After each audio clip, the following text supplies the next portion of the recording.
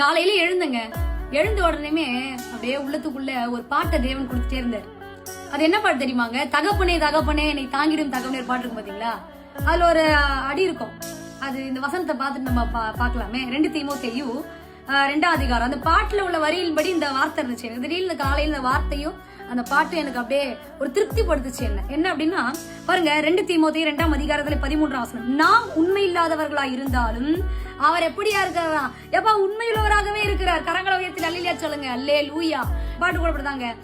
தகுதிக்கு மிஞ்சி என்ன நன்மையால நிரப்புறீங்க, தகுதிக்கு மிஞ்சி என்ன நன்மையால நிரப்புறீங்க, உதவாத என் மேல் நீர் உண்மையாக இருக்கிறீங்க, உதவாத என் மேல் நீர் உண்மையாக இருக்கிறீங்க. நன்றி உமக்கே நன்றி.